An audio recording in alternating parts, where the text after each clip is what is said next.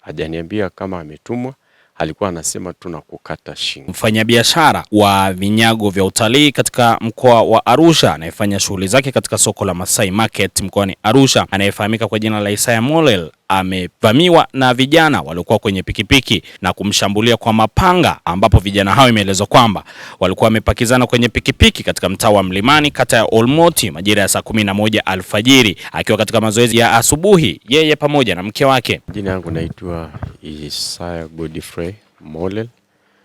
Ilikuwa ni tarehe 2 siku ya Alhamisi asubuhi. Kama kawaida, kabla ya kwenda kazini tunafanyaga mazoezi ya walking, ya kutembea. Lakini siku tulitoka saa 11 kamili, tulikuwa tumeshapita Hope. Tukafika pale karibia na barabarani ambayo eneo wanaita kwa Joni. Tulipofika pale giza lilikuwa bado lipo kidogo. Ikaja pikipiki ikatuashia mwanga mkali sana. Mwanga ule ambao unakumulika macho mpaka unashindwa kuona. Katika ile namna ya kukinga ule mwanga ili usiumize macho kwa kujaribu kufunika macho, ghafla pikipiki ile ikawa imefika mahali tulipo. Walipofika, yule driver pikipiki akasema kwamba ndio huyu hapa. Kwa hiyo alisema kwa sauti ya chini, kitu ambaye mpaka sasa naamini yule driver pikipiki ananifahamu. Na alisema kwa sauti ya chini na hakuongea tena. Yule bwana aliyekuwa nyuma akaruka, akachomoa jambia. Tunaita jambia kwa maana ya panga refu lile. Alivyochomoa lile panga, akaanza kwa sasa nimegeuka tayari kwa kutaka kuwakimbia. Akanikata mguu wa kushoto kwa juu kidogo, juu ya paja. Alivyonikata nikaona nisiendelee kumpa mgongo, kwa sababu nilidhani atanishambulia mgongoni. Kwa hiyo nikageuka, nikaanza kumwangalia. Wakati wa kumwangalia akawa ananifuata. Sasa nilikuwa mwepesi kidogo kwa sababu nilikuwa na track na raba. Kwa hiyo anataka kunikata miguu, naruka narudi nyuma. Nataka kunikata miguu, naruka narudi nyuma. Nikawa narudi kinyume hivyo kwa kurudi, na huku akinifuata, na huyo Watoyo akija naye polepole. Huyo Watoyo alivyoona kwamba tumefika, kama amefika pale kwa Joni, kuna bumps iko pale. Alivyoona tunazidi kwenda, maana wazo langu nilipata wazo kwamba heri nikimbie, maana nitembee nirudi hivyo nyuma paka katikati ya lami. Lakini saa hiyo ambapo walivyosimama pale ambapo walitusimamisha, mke wangu alikuwa ameshakimbia, alipata nafasi ya kukimbia kurudi kwa majirani. Kwa hiyo kurudi huku nyumbani ili aweze kuita majirani. Kwa hiyo wakati tunaendelea na hawa, mke wangu alikuwa ameshakimbia. Kwa hiyo driver pikipiki sasa akarudisha hii pikipiki kwa kasi, akanizuia kwa nyuma. Alivyonizuia kwa nyuma, nikajikuta nimeambamba, nikajikuta wamenisukuma mpaka kwenye kile kichaka chenye miba, ile fence ya miba. Tulipofika pale, akawa anakata, anasema nakukata tu shingo, nakukata shingo. Akapiga ile panga, anipige hapa, kama hapa shingoni au kichwani. Nikawa nimefanya hivi, nikatoa ule mkono wa kushoto nikafanya hivi. Nilivyokuwa nazuia ile panga kwa mkono wa kushoto, akakata kiganja hichi chote kabisa akakikata, yani kwa maana ya kwamba ilibaki kitu kidogo sana, kiganja hichi akijadondoka chini. Wakati huo akanikata tena kwa hapa juu ya elbow hapa, kwa hapa juu. Sasa kelele zimekuwa nyingi kwa sababu huko ambako watu wanakuja, walienda kuitwa, walishakaribia, kelele zimekuwa, watu wanapiga kelele sana. Yule driver pikipiki akawa anageuza ile pikipiki sasa tayari kwa kutaka kukimbia. Ule bwana akashika lile jambia kwa mikono miwili, akasema shezwe nakuwa, akaninyoshea hapa kwenye utosi. Wakati ananyoshea kwenye utosi, nikawa nimechukua tena huu mkono, nikawa alishanikata kiganja, nikanyanyua, nikawa sasa nimeweka hapa kwenye utosi, na ndipo ambapo akanikata hapa kwenye huu mkono hapa katikati ya kiwiko, kabla ya kiwiko kidogo, akanikata mfupa wote ule.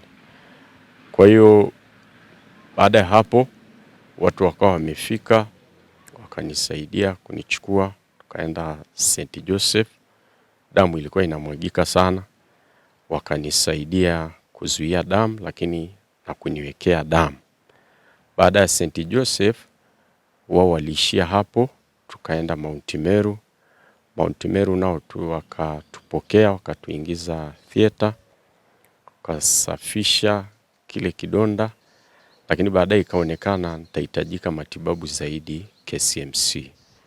Ile eneo hata kuhesabu nyuzi ni ngumu kwa sababu inaanzia huku juu unakoona, inashuka huku mpaka hapa na kuzunguka huku kote. Kwa hiyo mimi binafsi sijaweza hata kuhesabu nyuzi, lakini tuseme ni huu mkono wote umeshambuliwa. Huu mkono wote umekatwa. Okay, hao waliokushambulia umehisi ni watu wa namna gani? Ni washindani wako wa biashara? Kama mwanadamu wa kawaida siwezi kusema sina uadui. Katika maisha kuna uadui. Lakini kusema ninafahamu moja kwa moja kwamba ni nani alinivamia mpaka sasa sifahamu. Hao vijana waliokuwa kwenye pikipiki ambao mmoja wapo alikushambulia, walikuwa wamevaa nini usoni? Huyu aliyenishambulia ni mrefu na alikuwa amevaa kepu kwa maana ya kofia. Lakini huyu wa pikipiki, kutokana na ile pikipiki alikuwa anawasha mwanga mkali, hata hatukuweza kumuona. Na huyo ndiye ninaamini ananifahamu. Mwisho wa siku fedha hazifanani na uhai. Kwa hiyo nilikuwa niko tayari kuwapa chochote nilicho nacho ili waniachie uhai wangu. Walikwambia wametumwa? Hawajaniambia, hajaniambia kama ametumwa, alikuwa anasema tunakukata shingo. Na wakati huo mlivyofanyiwa hivyo mlikuwa mko mazoezi wewe na mke wako? Ndio. Asubuhi saa 11 asubuhi. Kwa saa 11 kamili hivi, matulua saa 11 kasoro kidogo. Kinachoendelea mpaka sasa ni nini? Kwa kifupi, mkuu wa wilaya amekuja, Mheshimiwa Mkude alikuja hapa nyumbani, lakini pia tangu siku ya tukio vyombo vya ulinzi viliweza kuja hospitalini. Tuliwaona hapo St. Joseph na waliendelea, na hata leo hivi tunavyozungumza walikuwa hapa nyumbani, mmefanya kupishana. Lakini pia uongozi wa mtaa kwa maana wenye viti, watendaji na Mheshimiwa Diwani Robert wamelipa kipaumbele sana. Kwa majina naitwa Margaret Isaya Molel. Siku ya Alhamisi asubuhi kama kawaida yetu huwa tunaamka kabla ya kwenda kazini, huwa tunafanya mazoezi kidogo. Tulipokuwa tunaenda mazoezi, kabla tujafika tunakopandaga mlimani pale, kuna shule ya Hope na barabara ya Kwa Joni ambayo ndio barabara yetu. Kabla tujafika Kwa Joni, katikati pale tulikutana na pikipiki iliyobeba watu wawili. Hiyo pikipiki tuliona tu imekuja ghafla, imewasha full, tena imetuwashia zile taa za njano ambazo zinaumiza macho. Kwa hiyo walivyotumulika tukawa tumefunga macho. Kufungua macho wakawa wamefika miguuni kwetu. Walipofika miguuni kwetu, yule bodaboda akamwambia huyo driver, akamwambia huyo aliyeko nyuma kuwa hawa hapa. Yule aliposikia hivyo alishuka tu, akaruka, akachukua nikaona amechomoa jambia. Alipochomoa jambia akaanza kumwattack baba. Alipokuwa anamwattack baba, huyu bodaboda yeye sasa akarudi, maana alikuwa anaelekea kuja huku nyumbani. Sasa akageuza toe kuelekea kwa John kama walikotoka. Mimi nikawa nimepita pembeni ya hiyo toe, nikawa nimerudi nyumbani. Kwa nikakimbia kuomba msaada hapo kwenye nyumba za majirani. Kwa majina yangu naitwa Thomas Miagelu Kumai, ni mchungaji. Na Isaya Godfrey ni shemeji yangu.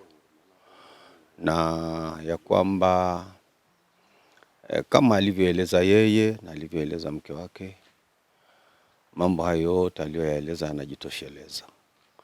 Lakini tulikuwa tunalo ombi kwa serikali yetu kupitia mkuu wa wilaya ambaye amefika mahali hapa na akamuona ndugu yetu Isaya kwa namna ambavyo ameumizwa. Ombi letu kama wanakata hii ya Olmoti, lakini pia kwa eneo hili la kwetu la Ngaramtoni ya chini, kwa sababu ya mambo haya yamekuwa yakijirudia. Ombi letu tulikuwa tunaomba kwamba tupatiwe kituo cha polisi hapa eneo hili la ofisi ya kata.